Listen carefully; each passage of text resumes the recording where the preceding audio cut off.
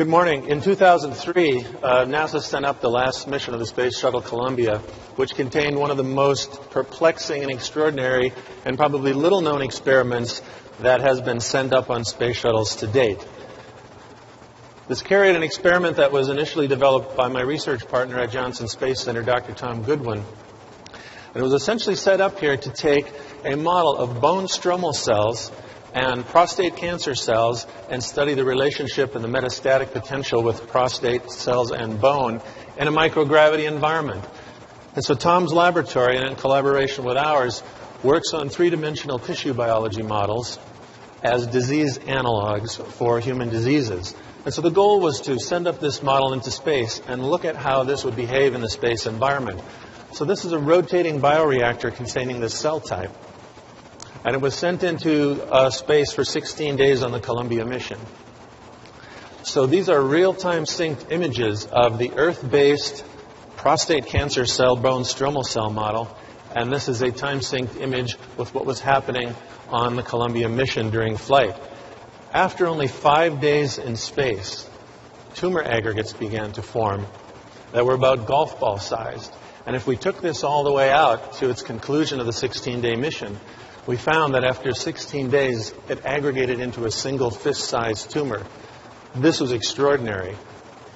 What were the implications of this? And what triggered the formation of this tumor in space? And what can that tell us about personalized medicine as we try to translate these findings from extreme environments and space conditions into Earth-based medicine?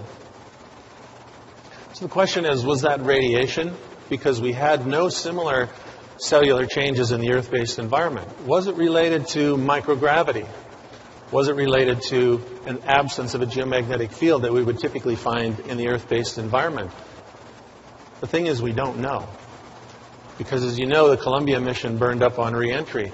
So all of this specimen that would have been analyzed back in the laboratory at Johnson Space Center never returned. So we don't know, but we're left with an enigma that says massive tumors may form in space, and we really don't understand much about that. Obviously, this did not have a suppressive immune system and a range of things that would have helped contain tumor development in space. But it presents us with a serious enigma. But it opens a door for discovery. And so that's the question, how do we find out? When we're presented in a clinical environment with an enigma like this, how do we proceed? One of the areas we want to focus on, and some of that was just discussed, is we look at SNP profiling, we look at genomic profiling. Secondarily, we would look at transcriptomics. So with this enigmatic sample, what we would have done is looked at genome, SNP profiling, transcriptome, and of course proteome, and then metabolome. And this really starts to form the foundation of how we would answer any very difficult question from a research standpoint, but it also opens the door to asking some of these similar questions, embracing this complexity in a clinical setting. So the basis of this going forward then is our first tenet, and that is that we can use systems biology to help us describe variant outcomes between diseases and conditions. And I want to highlight one converging element that we're seeing increasingly in research and in medicine, and that is of hypothesis versus non-hypothesis driven discovery.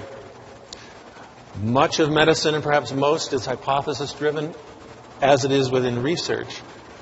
What we're getting now with the omics disciplines is the ability to measure thousands of genes, thousands of proteins, thousands of small molecules, where the data begins to generate it. So increasingly, we'll see the convergence of hypothesis and non-hypothesis-driven discovery in the clinical setting.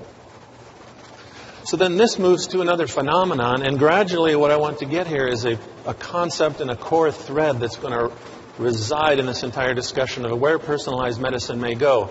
And this is an enigma that we face now in human spaceflight, which has tremendous elements germane to medical practice on Earth, and that is ocular disorders in space. This is an urgent problem. Right now, outside of radiation, ocular problems in spaceflight is one of the most pressing problems at NASA and in the commercial spaceflight sector as well. Why do humans develop these ocular problems in space? More than 20% of the astronauts on the International Space Station who have been there for more than 4 months develop a range of ocular problems, increased intraocular pressure, intracranial pressure.